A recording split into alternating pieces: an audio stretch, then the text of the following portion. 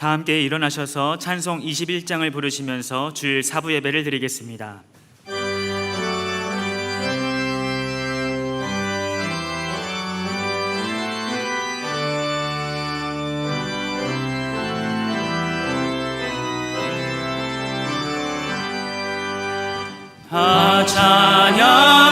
찬양하여라 전능과 창조의 주께 내 원하주 찬양 평강과 구원의 주님 성도들아 주 앞에 이제 나와 즐겁게 찬양하여라.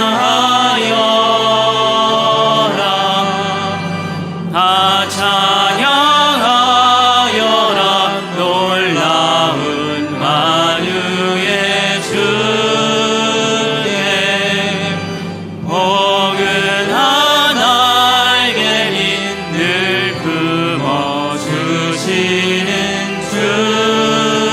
주님 성도들아 주님의 뜻 안에서 내 소원 다 이루리라.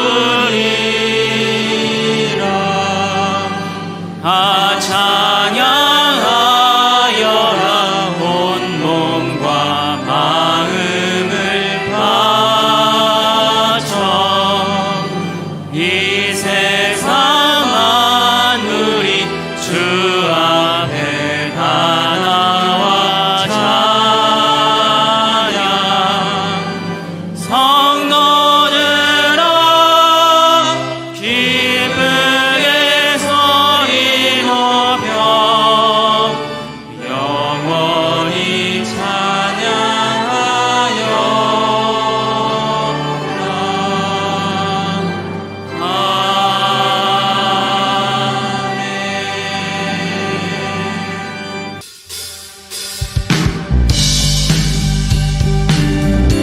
그냥 박수 치면서 예수님을 찬양하겠습니다.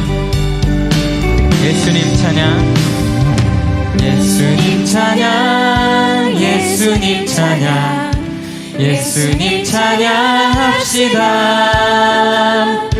예수님 찬양, 예수님 찬양, 예수님 찬양합시다. 할렐루야, 할렐루야.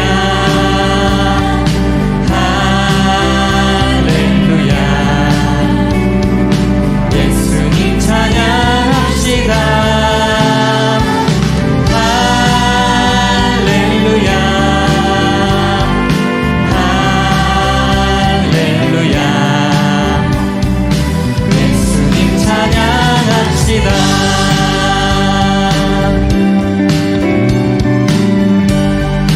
예수 이겼네,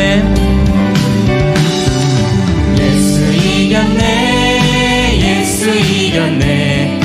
예수 사탄을 이겼네,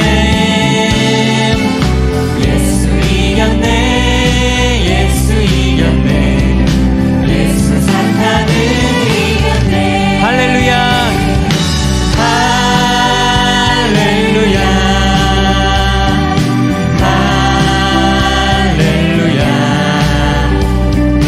예수 사탄을 이겼네. 할렐루야,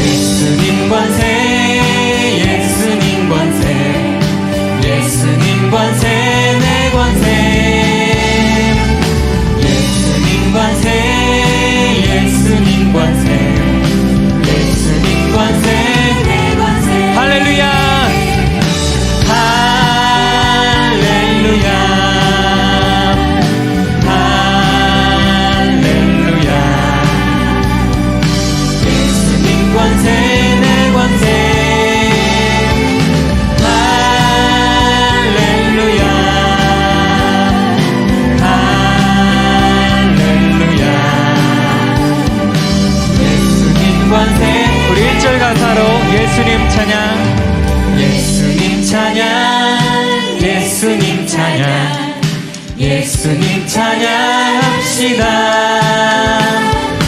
예수님 찬양 예수님 찬양 예수님 찬양합시다. 할렐루야 할렐루야 할렐루야 예수님 찬양합시다. 할렐루야 할렐루야 예수님 찬양. 우리 다시 한번 예수님만을 바라보며 할렐루야 할렐루야 예수님 찬양합시다. 할렐루야 할렐루야 예수님 찬양합시다. 우리 주님 앞에 영광의 박수로 나아가겠습니다.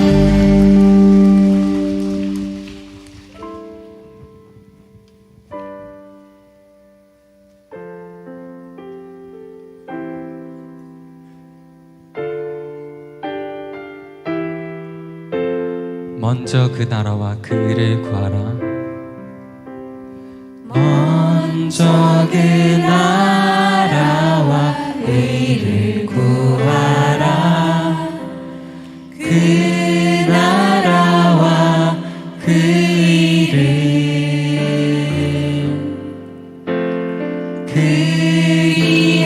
그리하면 이 모든 것을 너희에게 더하시리.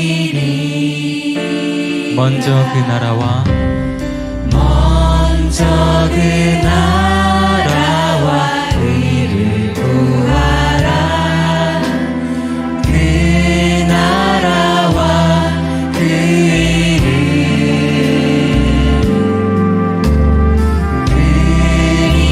그리하면 이 모든 것을 너희에게 더하시리. 할렐루야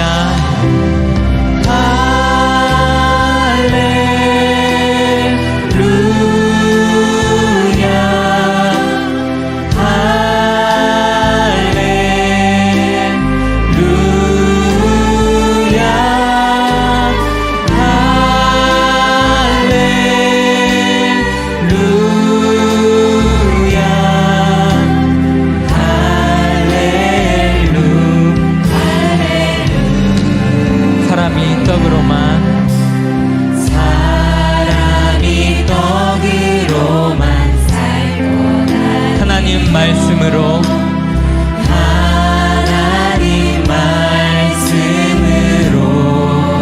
그리하면 이 모든 것을 너희에게 더하시리. 우리 목소리 높여서 구하라 구하라. 그리하면 주실 것이요. 찾으라 찾을 것이요. 두드리라 문이 열릴 것이니. 할렐루야 할렐루야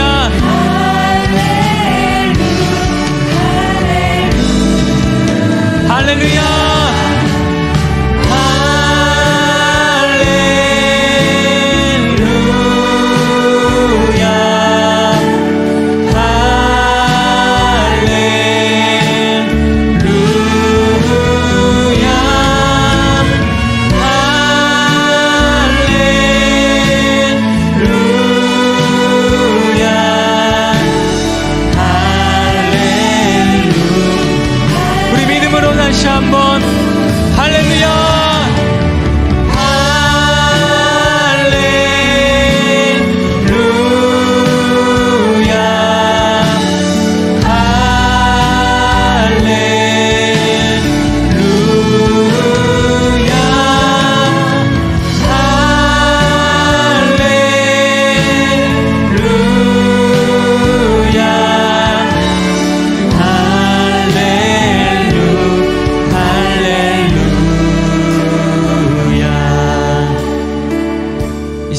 하나님께 오늘 드릴 예배를 위해서 간절히 기도하며 나아가겠습니다. 시편 34편 8절에서 10절까지 말씀입니다. 구약성경 825페이지입니다. 시편 34편 8절에서 10절까지의 말씀 제가 봉독하겠습니다. 너희는 여호와의 선하심을 맛보아 알지어다. 그에게 피하는 자는 복이 있도다. 너희 성도들아 여호와를 경외하라. 그를 경외하는 자에게는 부족함이 없도다.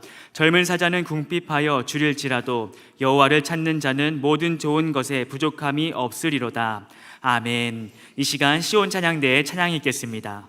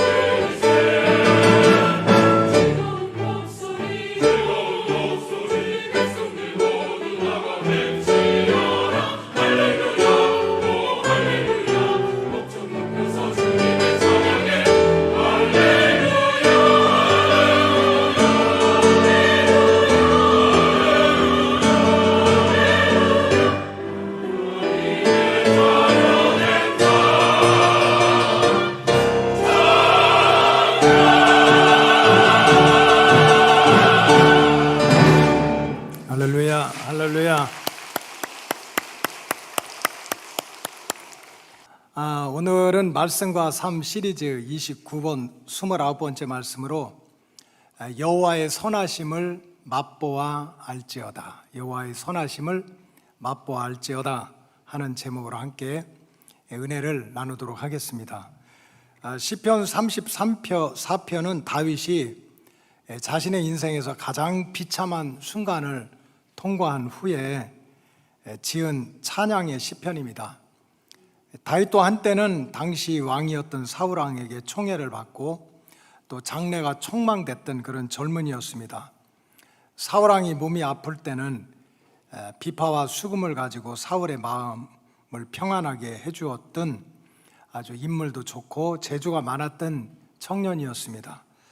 또 싸움대장 블레셋 군대 골리앗이 이스라엘을 쳐들어와서 무너뜨리려고 난리를 칠 때 장군들도 군인들도 다 도망갔지만은 이 어린 다윗이 이 싸움대장 골리앗을 향해서 너는 칼과 창으로 내게 오지만 나는 만군의 여호와의 이름으로 너에게 간다 해서 전쟁의 승부는 하나님의 손에 들려있다 하는 말씀을 선포하고 물맷돌 5개를 몇 개를 던져서 넘어뜨림으로 나라도 지켰고 또 사울의 왕궁도 지켜준 공로자이기도 했습니다. 사울이 왕이 아들딸이 많았는데 그 중에 미갈이 다윗을 특별히 또 사랑하니까 사울왕은 그렇게 자기 마음에 두었던 다윗을 사위로 삼아서 또 한 가족이 되는 행복한 시절도 있었습니다. 그러나 어느 순간부터 이 사울 왕이 마음이 변해서 변심을 해서 남도 아닌 자기 사위에게 시기와 질투를 느껴서 수단과 방법을 가리지 않고 다윗을 죽이려고 13년 동안을 괴롭혔습니다. 다윗은 도망을 다니다가 더 이상은 유대 땅 안에서는 피할 길이 없어서 그 유대 국경을 넘어서 서쪽의 블레셋 지역 원수들이 사는 도성 가드까지 가서 도망을 가게 됐습니다. 그곳에서 다윗은 정말 목숨이 뭔지 생명 하나를 지키기 위해서 정말 미친 사람 흉내까지 내면서 살려고 발버둥 쳤던 그런 역사가 있습니다. 사무엘상 21장 10절은 이렇게 시작합니다. 그날에 다윗이 사울을 두려워하여 일어나 도망을 갔다. 이제 더 이상 도망갈 곳이 없어서 가드 왕 아기스 원수의 나라인 그 가드 지역으로 국경을 넘어갔다는 뜻입니다. 근데 이때 이 아기스 왕의 군인들과 신하들이 다윗을 알아본 거예요. 그렇게 국경을 넘어서 도망온 다윗을 알아보고, 야, 사울이 죽인 자는 천천히요, 다윗이 죽인 자는 만만이라 했던 그 다윗이 아니냐 하고 다윗을 알아봐서 잡게 되니까 다윗이 얼마나 두렵겠습니까? 이제 나는 죽었다 생각해가지고 다윗이 무슨 행동을 했는가 하면 13절에 보니까 이렇게 기록되어 있습니다. 그들 앞에서 그의 행동을 변하여, 이제 사로잡힌 모습을 가지고 갑자기 자기 모습을 바꿔가지고 미친 채 하고 또 대문짝에 그적거리며 대문을 막 손으로 이렇게 막 문을 핥히고 또 침을 수염에 흘리며 정말 살기 위해서라지만 얼마나 비참한 모습입니까? 자기 자신이. 한때는 사울왕의 사위로 모든 사람들에게 부러움을 샀고 또 그렇게 행복한 시절 왕궁을 보냈지만 이제는 목숨 하나 부지하기 위해서 자기 나라에서 살지도 못하고 국경을 넘어서 남의 나라까지 가서 미친 사람 흉내까지 내면서 살아야 하니 이거 얼마나 처참하고 부끄러운 일이겠습니까? 그런데 다윗은 이런 모든 역경과 시련을 다 이겨낸 후에 오히려 하나님을 찬양하면서 기록했던 시편이 바로 오늘 시편 34편의 내용입니다.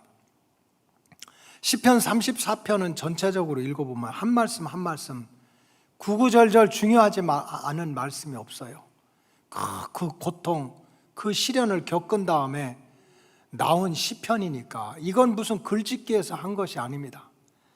그러니 얼마나 구구절절 귀한 말씀입니까? 그런데 이 시편 33편에서 그 중에서도 가장 중심적인 기절은 바로 오늘 본문 8절에 나오는 말씀처럼 너희는 여호와의 선하심을 따라하시기 바랍니다. 맛보아 알지어다. 하나님이 얼마나 선한지, 하나님이 얼마나 인자하신지, 하나님이 얼마나 능력이 많으신지, 하나님이 얼마나 대단하신지 귀로만 듣지 말고 눈으로만 보지 말고 신앙의 연조와 직분만 자랑하지 말고 마치 맛있는 음식은 먹어봐야 그 맛을 아는 것처럼 여호와의 선하심을 온몸으로 체험하는 그런 신앙생활을 해야 된다는 뜻입니다. 다윗은 시편 34편 전반부에 하나님이 자신에게 얼마나 선하게 역사했는지, 하나님이 나한테 뭐 사돈도 아니고 팔촌도 아니고 이웃도 아니고 바로 나에게 얼마나 선하게 역사하셨는지를 하나하나 고백하면서 하나님께 찬양을 올려드리고 있습니다. 4절에 보면 내가 하나님한테 간절히 구했더니 하나님이 내게 응답을 했다는 거예요. 하나님은 귀가 먹은 분이 아닌 거예요. 내가 하나님한테 간절히 구했더니 내게 응답하시고 나를 모든 두려움에서 나를 건져주셨다. 그 하나님을 만났다는 거예요. 6절에 보니까 다윗이 곤고할 때 thirst and poor라고 나와 있어요. 갈증이 나고 배고프고 견딜 수 없을 때 하나님한테 부르짖었어요. 도와주세요, 먹여주세요, 지켜주세요. 부르짖었더니 하나님이 들으시고 그 모든 환난에서 나를 구해주셨다. 7절에 보니까 이제는 모든 것을 포기하고 싶어서 내 인생 끝장났다고 포기하고 싶은데 이게 웬일입니까? 하나님이 천사를 보내가지고 자기를 둘러서 진치고 나를 지켜주셨다 하는 자기 간증을 지금 하면서 하나님께 찬양을 올리고 있습니다. 그러면서 나 한 사람 예수 잘 믿고 하나님 잘 믿어서 나 이렇게 은혜 받아서 축복 받아서 하나님을 만났어, 이것으로 끝나는 것이 아니라 8절에서 보면 다윗은 이스라엘 백성들한테 따라서 너희도 내가 경험했던 여호와의 선하심, 그 은혜와 그 기적을 체험했으면 좋겠다라는 강력한 권면의 말씀으로 이어지고 있는 거예요. 유대 백성들이 선택받은 민족으로 때마다 시마다 절기를 지키는 거 중요한 일이지만 그거 가지고 안 된다는 거야. 열심히 눈이 빠지게 율법을 공부해서 율법의 박사가 되는 것도 중요하지만 그거보다 더 중요한 것이 있다는 거예요. 이런저런 모습으로 내가 좋아서 또는 누가 시켜서 성전에서 봉사하는 모습을 갖는 것도 중요하지만 그거보다 더 중요한 것이 있다는 거예요. 그것은 나의 삶의 현실에서, 나의 삶의 자리에서 1대1로 하나님의 선하심을 이 땅에서부터 맛보며 살아가는 체험적인 신앙의 복을 누려야 된다는 말씀입니다.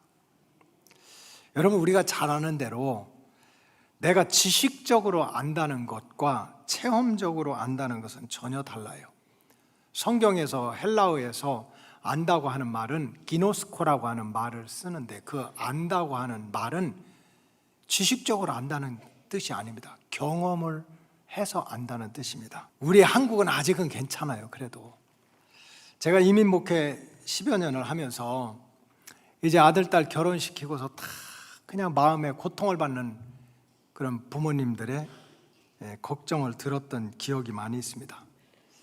이제 미국에서 목회할 때인데 한 권사님이 찾아와가지고 탄식을 하는 거예요. 바로 사위와 며느리에 대한 얘기입니다. 아마 우리 교인들도 들었을 거예요.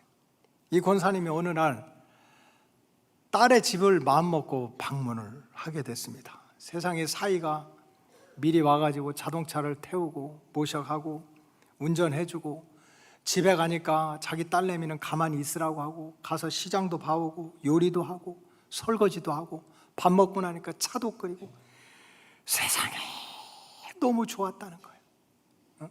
내가 진짜 사위 하나는 잘 봤다고 너무 행복했다는 거예요. 그런데 이제 얼마가 지나고 나서 아들네 집을 방문했는데 이게 웬 난립니까? 세상에 아들네 집을 방문해 보니까 이 며느리가 손 하나 까딱 안 하고 앉아 있는 거예요. 운전도 아들이 하고 장도 아들이 보고 그냥 요리도 아들이 하고 밥도 아들이 하고 설거지도 아들이 하고 아들이 혼자 다 하는 모습을 보니까 가슴이 미어지는 거예요. 내가 어떻게 키운 아들인데 정말 이민생활 힘들고 20년 30년 남들 잘 때 자지 않고 쉴 때 쉬지 않고 먹을 때 먹지 않고 투잡 뜨리잡 뛰면서 아들 하나 잘 키우려고 그렇게 몸부림치며 노력했는데 세상에 이제 아들 집에 가보니까 그 며느리한테 종노릇만 하고 있으니 목사님 나 못 살겠다는 거야. 가슴이 미어져서 못 살겠다는 거야. 근데 목사님은 바른 소리를 해야 되잖아요. 권사님 그러면 안 된다고. 그래서 그 뒤로 권사님의 이런 탄식 소리를 듣고 그 후로 저는 가족 관계에 대해서 설교할 때마다 이민교회에서 뭐 제가 돌아다녔던 교회, 부흥회했던 교회가 한두 군데가 아니니까 다니면서 설교할 때마다 이렇게 열심히 설교를 했어요. 절대로 부모님들 그렇게 생각하면 안 된다고. 내 아들 내 딸만 귀한 게 아니고 사위도 며느리도 그 집안에서 귀한 아들이고 귀한 딸이다. 8시도 아멘 안 하고 9시 반에도 아멘 안 하고 다 그냥 아멘 안 하고 이렇게 앉아있어. 응? 내 딸 내 아들만 왜 귀하냐. 그 사위하고 며느리도 그 집안에서는 얼마나 귀한 아들이고 얼마나 귀한 딸이냐. 그러니까 사위도 내 아들처럼 며느리도 내 딸처럼 그렇게 생각하고 사랑하며 살아야 된다. 얼마나 제가 열심히 설교를 했는지 몰라요. 근데 이번에 아들 문제로 미국을 방문하게 됐습니다. 결혼 문제로. 이 코로나 팬데믹 때문에 거의 4년 가까이 미국을 가지 못했다가 가서 아들, 딸을 보니까 너무 행복했어요. 그러면서 한 2주를 지나면서 또 마음 한구석에서는 저도 모르게 또 묘한 생각이 또 드는 거야. 2018년에 우리 딸이 이제 교회에서 결혼했잖아요. 그리고 이제 처음으로 딸네 집을 방문한 거예요. 만 4년 만에. 세상에 사위가 다 하는 거야. 휴가를 내가지고 공항에 나온 것도 사위고, 장도 보고, 요리도 하고, 스테이크도 구워주고, 핫도그도 만들어주고, 모닝 커피도 끓여주고. 사위가 너무너무 이뻤어요. 너무너무 이뻤어. 세상에 우리 딸은 빈둥빈둥 일어나지도 않고 설거지도 안 하고. 하나님은 살아계신 걸 느꼈어요. 하나님은. God is alive. all the time이야. God is good이야. 너무 정말 사이가 이뻤어요. 그래도 이제 또 아들 집을 가야 될 거 아닙니까? 멀지 않아서 이제 그 이튿날은 아들네 집을 방문했어요. 아직은 혼자 있으니까 스튜디오라고 조그만 방에서 고생하고 있죠. 혼자 사는 집이지만 그래도 이제 부모님이 온다고 며느리감이 또 같이 와가지고 저녁 준비를 함께 한다고 준비를 하고 있는 거예요. 근데 가서 보니까 이게 웬일입니까? 그저 며느리감은요 왔다 갔다 빈둥빈둥만 하고 아무것도 안 하고 있는 거야. 아무것도 하지 못하는 아들만 땀을 삐질삐질 흘리면서 그냥 음식도 씻고 밥도 한다 그러고 닦고 다듬고 만들고 청소하고. 가슴이 무너지는 거예요. 가슴이 무너져. 그래서 제가 보다 못해가지고 이건 아니다 싶어가지고 며느리한테 그것도 아주 친절하게, 그냥 미인하게 안 했어요. 진짜 친절하게. 레이븐이거든요 이름이. 이게 그렇게 콩글리시라는 거예요. 한국식으로 생각을 한 거지. Could you divide the rice into 6 bowls? 그랬어요. 이게 무슨 소리냐면, 얘야 밥을 좀 6공기로 좀 밥을 퍼서 좀 공기 6개다 담을래. Could you divide the rice into 6 bowls? 그렇게 했어요. 그랬더니 이 며느리가 주걱을 들고 이 밥 솥뚜껑을 엮고 밥을 피자 자르듯이 이렇게 6조각으로 자르고 있는 거예요. 6조각으로 이렇게 자르고 있는 거예요. 아니 이게 무슨 난리입니까? 이게 무슨, 아니 주걱을 들고 밥을 could you divide the rice into 6 bowls? 이거 밥 나눠가지고 퍼라고 이제 한국식으로 내가 얘기를 한 거야. 그냥 피자 자르듯이 이렇게 그냥 조각만 내고 어쩔 줄 모르고 있는 거야. 근데 그 설거지 때서 막 준비하고 있는 아들놈이 지일이나 하지. 그렇게 결혼할 그 며느리 자리가 낑낑대고 있으니까 갑자기 거기서 와가지고 아빠가 디바이드라고 말해가지고 디바이드 나누라고 해가지고 지금 이 레이븐이 고생을 하고 있다는 거예요. 아빠 그건 디바이드라고 하면 안 돼. Could you scoop out the rice into bowl? 이래야 된대, 이 개똥 같은 놈이. 아니 기껏해서 4년 만에 찾아간 아버지한테 영어 못한다고 구박을 하는 거야. 스쿱 아웃은 뭐냐면 이게 푸다 이런 거예요. 근데 내가 그런 걸 어떻게 알아? 그냥 밥 나눠줘라 이런 것만 알지. 그래 왜 디바이드라고 그랬냐? 스쿱 아웃 해야 된다고 영어 못한다고 한마디 하더니 그 다음에는 지가 밥을 6그릇 퍼놓고 나서 노 프라브럼 하고 또 가더라고. 야, 그 모습을 보고 막 하늘이 무너지는 것 같고 땅이 솟아오르는 것 같고 속으로 내가 이거 어떻게 키운 아들인데 이게 웬일입니까? 얼마나 힘들게 공부시키고 좋은 학교 보내고 이랬더니 우리 교회에서는 얼마나 했었어요. 그랬더니 가서 그 짓만 하고 앉아있는 거예요. 그 짓만 하고 앉아있어. 참 마음이 열심히 설교를 했지만요, 마음이 복잡해지더라고. 여러분, 사위도 며느리도 그 집안에서는 귀한 아들이고 귀한 딸이니까 내 아들처럼 내 딸처럼 사랑하고 존중해 줘야 된다는 그런 지식, 그런 상식, 원칙을 모르는 사람이 어디가 있겠습니까? 저는 또한 목사로서 설교할 때 얼마나 자주 그런 소리를 했습니까? 다 똑같은 귀한 아들, 딸이다. 근데 겪어보니까 다른 거예요. 눈으로 보니까 다른 거예요. 다른 거야.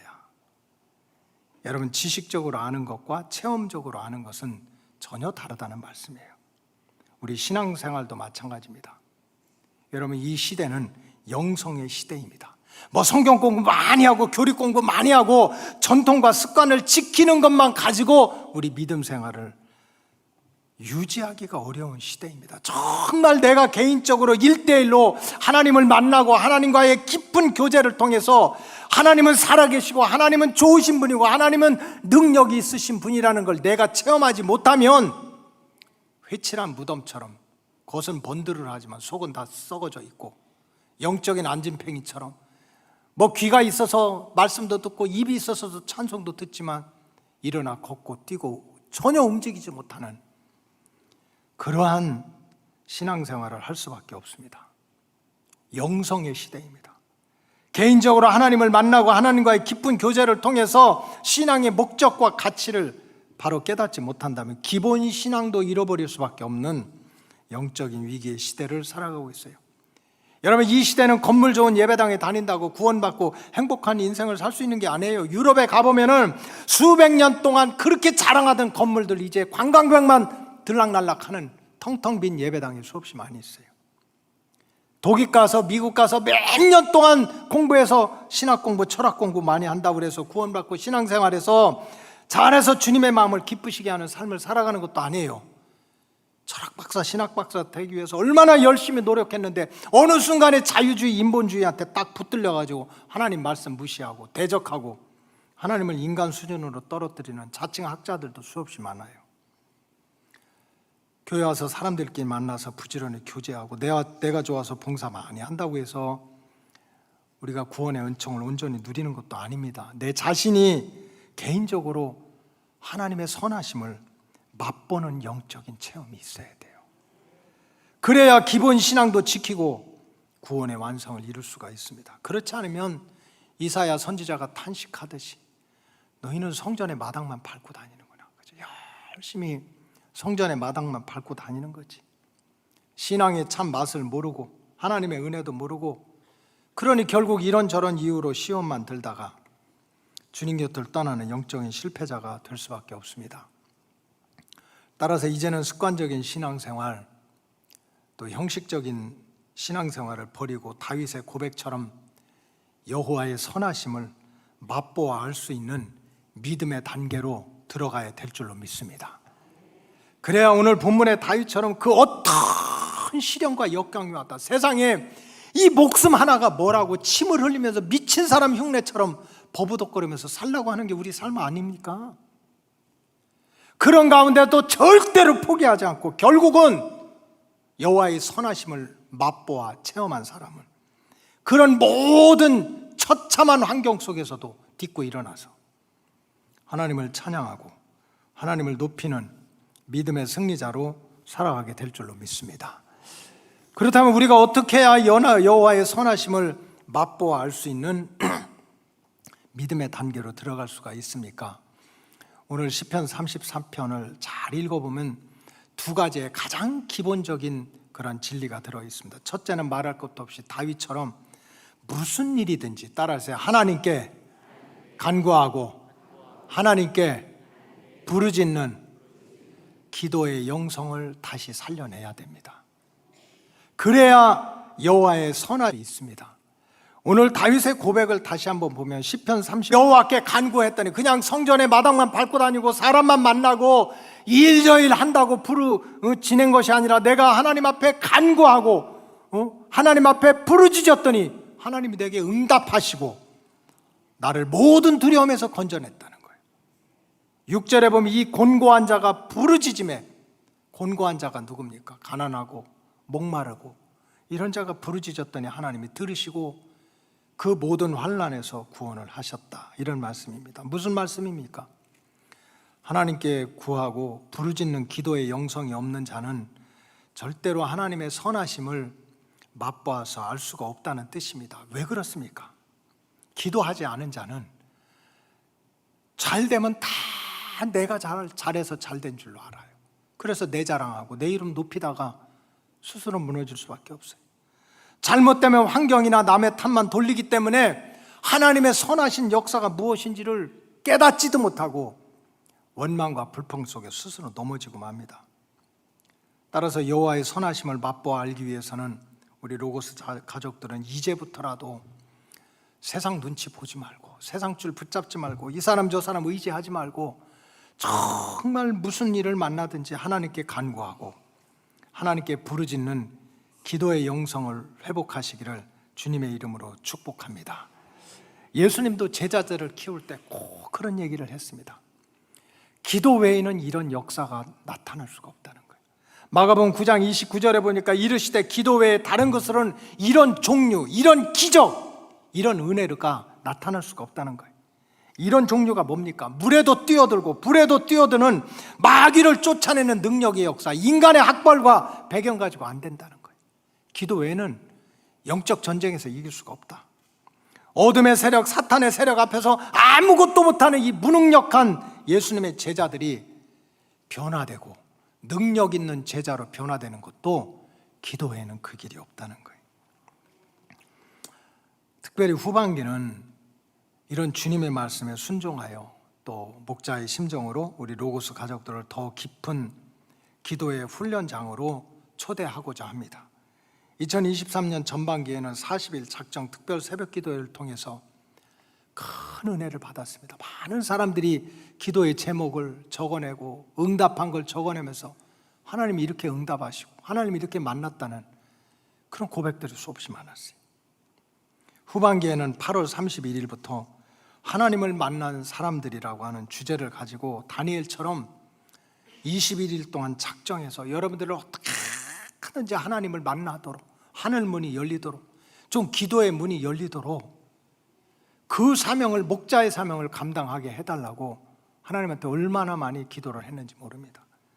여러분들이 지금부터 마음의 준비를 하시고 억지로라도 자기 몸을 쳐서 기도하는 자리에 나오셔서 지금도 살아 역사하시는 하나님을 영적으로 체험하는, 그래서 여호와의 선하심과 인자하심을 귀로만 듣는 것이 아니라 내가 맛보아서 알 수 있는 믿음의 승리자들이 되시기를 주님의 이름으로 축복합니다.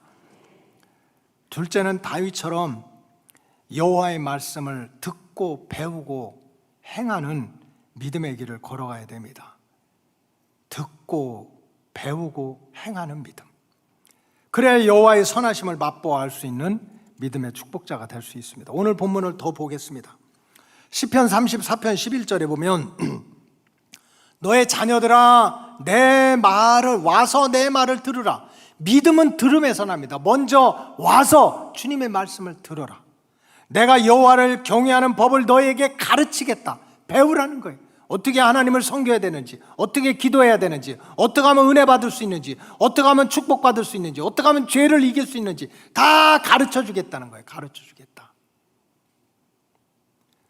그러면서 12절에 생명을 사모하고 연수를 사랑하며 복받기를 원하는 사람이 있냐? 미친 사람같이 흉내내면서 내가 겪어보니까 생명이 얼마나 소중하다는 걸 알았다.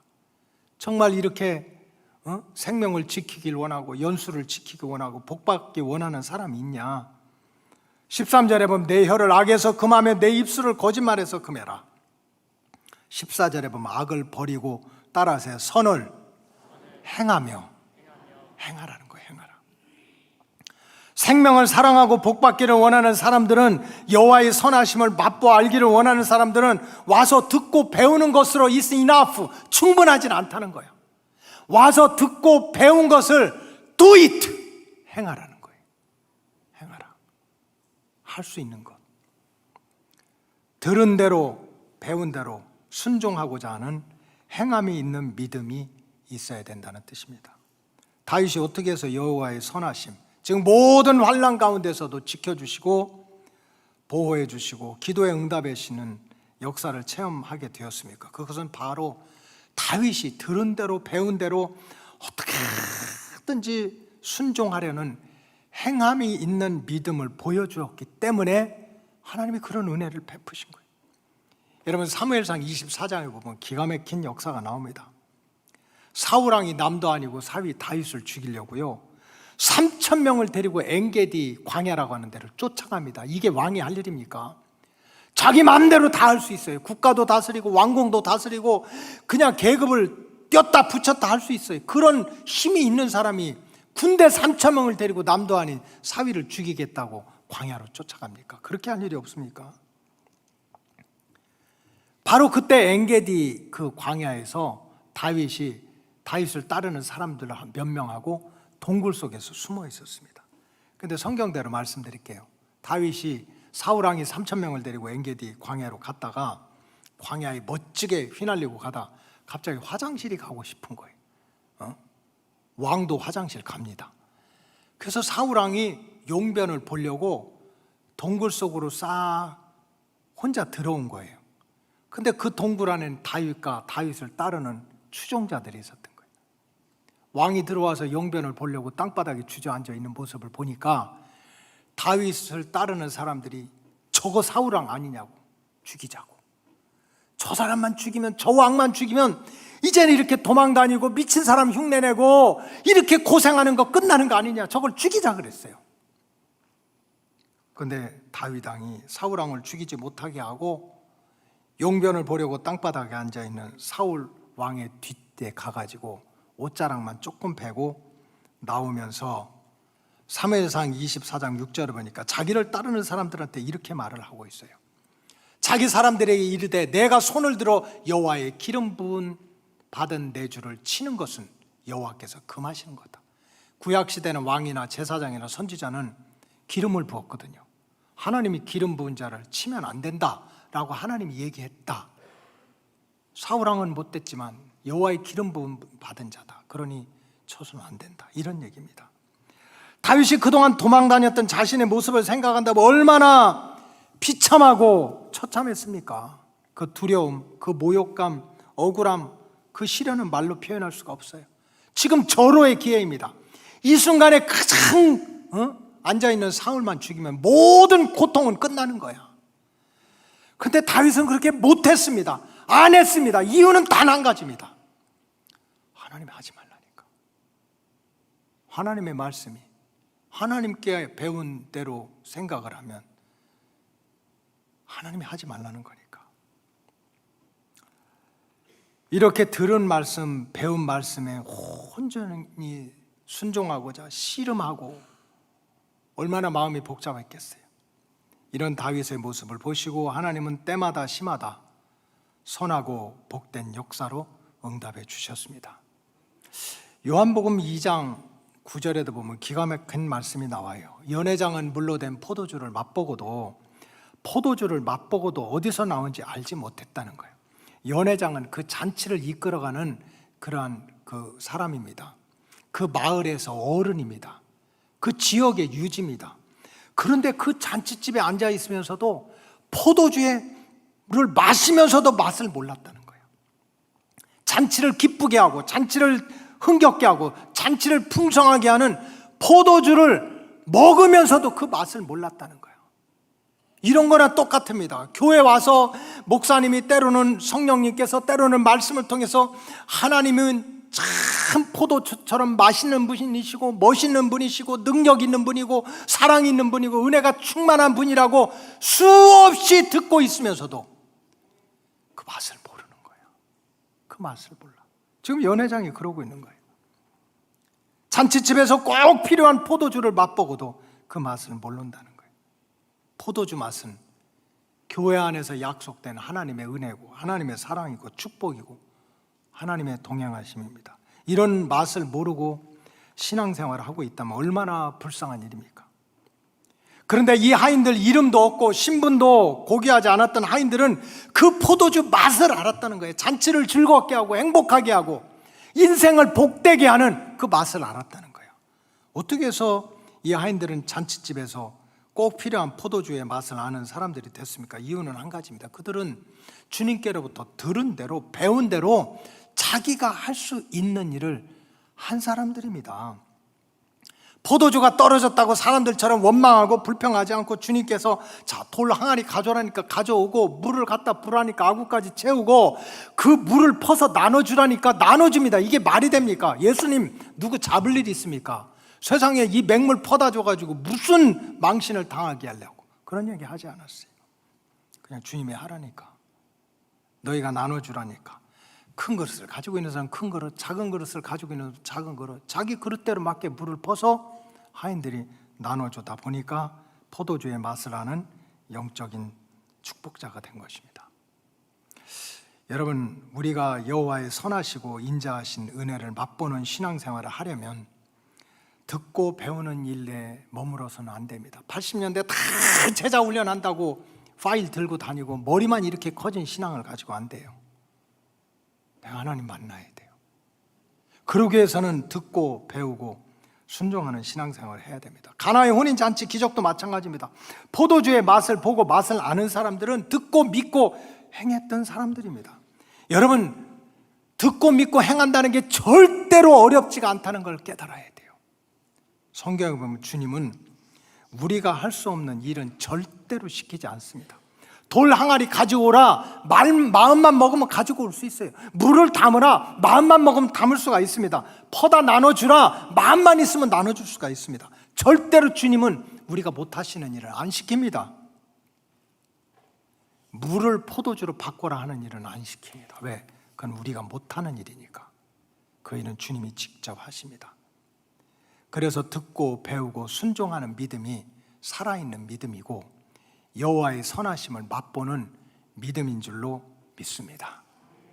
다윗은 정말 억울해도 속상해도 정말 기회가 이때밖에 없는데, 복수할 기회가 이때밖에 없는데, 내가 살 길이 이때밖에 없는데 하는 그 순간에도 하나님이 하지 말라니까 안 했어요. 거꾸로 말하면 하나님이 하라고 하니까 했습니다.